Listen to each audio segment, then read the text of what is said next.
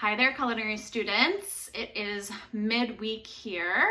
I am still in my kitchen cooking, and today I'm going to be cooking something that I have never made before. I am going to be attempting to make a dish that has octopus in it. We really enjoy ordering octopus when we go out to eat, and we were lucky enough to go to Spain 2 years ago. And so this is going to be like a Spanish style octopus. It's going to have just some really simple ingredients, potatoes, and then a chorizo sausage with it. So I'm hopeful that I'm going to be able to do this correctly and hope it tastes good. But it's always a little bit sort of nerve-wracking and exciting to use something that you have never used before. So I'm going to go ahead and wash my hands and get started. All right, so this right here is what I'm going to be working with. So I actually called ahead to a place called Coastal Seafoods, which is in my neighborhood, and they supply fresh seafood. And I asked how much octopus they thought that I should order for 4 people. And they said you should get 2 octopuses or octopi.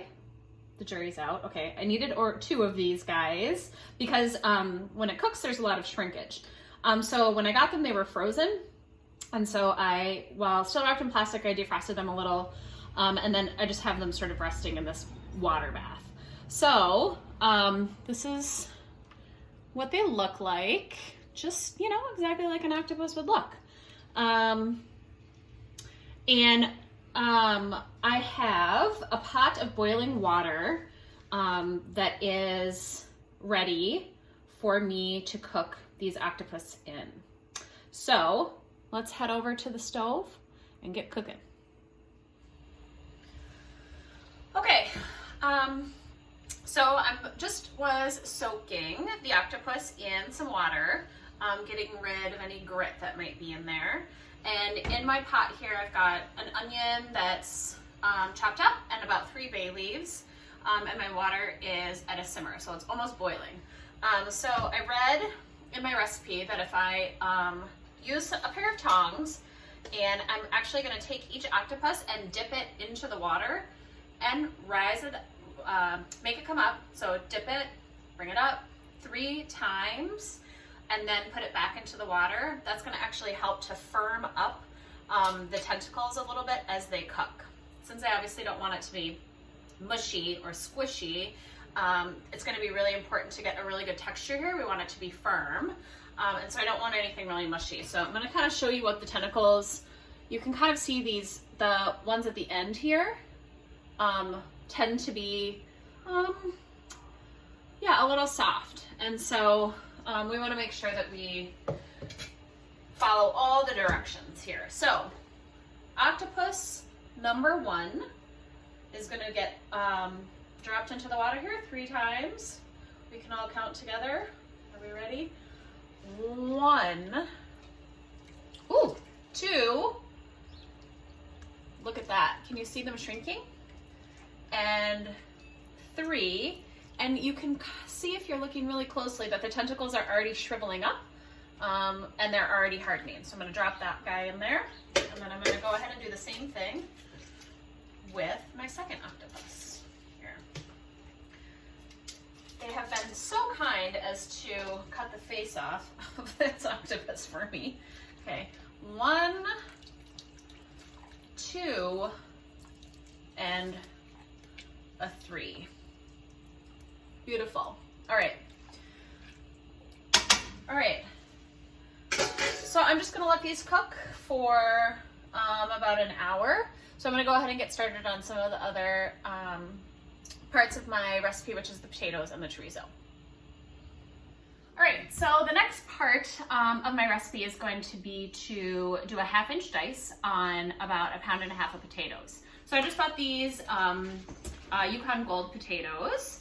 And if you remember back from Knife Skills, a dice is going to be obviously a square or a cube, kind of like a pair of dice, and we want all the pieces to be the same, a 1/2 inch. And again, we want to make all of our pieces the same so that they cook evenly. Okay, so I've got my cutting board, I've got a little bit of wet paper towel underneath, and I've got my fairly sharp chef's knife right here, and I'm gonna go ahead and chop up all my potatoes.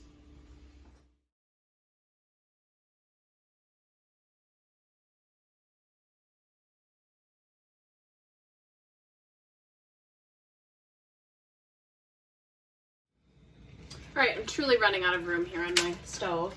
I got my octopus here that is very slow simmering, and I've got my potatoes right here. And so I'm just gonna take the chorizo and fry it up in my skillet right here. We're just gonna take it out of the casing, and I'm just kind of eyeballing it at this point. I know that it wanted me to have a certain amount in the recipe, but I'm kind of not totally sure how much octopus is gonna kind of be left over after I cook it. I know that, like I said, when I called and ordered the octopus, she said that you're gonna have a lot of shrinkage and it's just gonna get a little bit smaller. So I think what I'm gonna just do is cook everything. I ended up cutting all of my potatoes just to get rid of them, and I'm just gonna cook all of the chorizo just to kind of get things out of my fridge at this point. I don't want to have any leftovers. And so if we have extra potatoes and extra chorizo, that's going to taste great in the morning with eggs or in a tortilla. So I'm going to cook this in my skillet until it's completely cooked over. I'm going to check on my octopus, and then I'm going to probably drain my potatoes and get them ready to take out to the grill.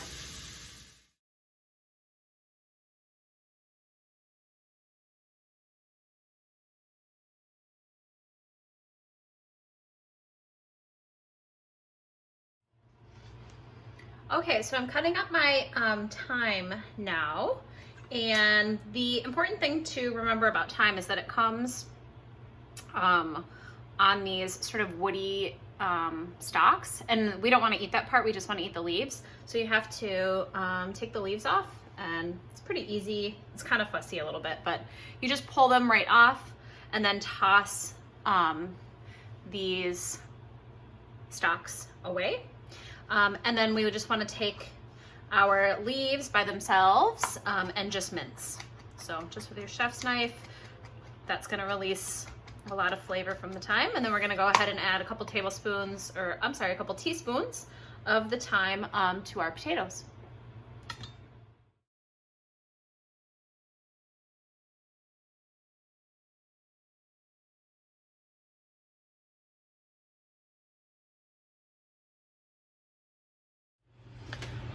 All right, so the octopus have been cooking in our water that has the onions and the bay leaf.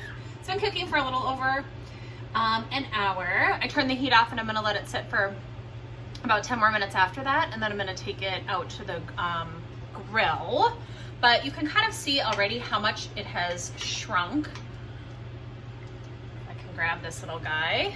There he is. So my friend at Coastal Seafoods was correct. There was quite a bit of shrinkage. So good thing we bought two. Looking good. Very interesting. All right, so we're gonna head out to the grill. All right, we're out here at the grill, and I'm just gonna grill both of these guys for a couple minutes.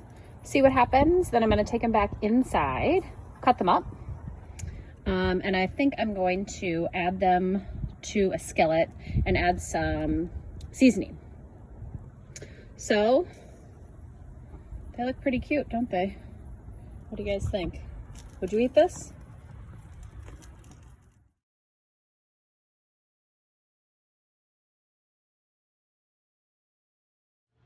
So I've cut up all of the octopus into about 1/2-inch pieces, and then I've got my skillet over here, and I've got some oil in my skillet, and I'm just gonna, after I've got a little bit of smokiness from the grill. I'm just gonna add my octopus into my skillet and saute those up.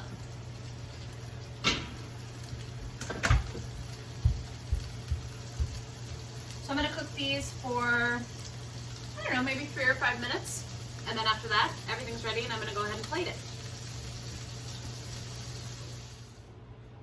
All right, we've got all of our components ready for our octopus with chorizo and potatoes. I made a little sauce. This is just like a mayonnaise that I added a little bit of cayenne pepper to and a little bit of paprika, just to add a little bit more flavor, a little bit of creamy. So I'm just gonna take my spoon and I'm gonna make a little swoosh on my plate. And then I think I'm gonna start with potatoes. So my potatoes are looking beautiful. Potatoes first. And I'm gonna add some chorizo in there. It looks like everything's sort of the same color, so I feel like that little swoosh of orange gives it a little bit of color. My octopus grilled and sauteed up nicely. I'm gonna put that right on top. And voila! Bon appetit!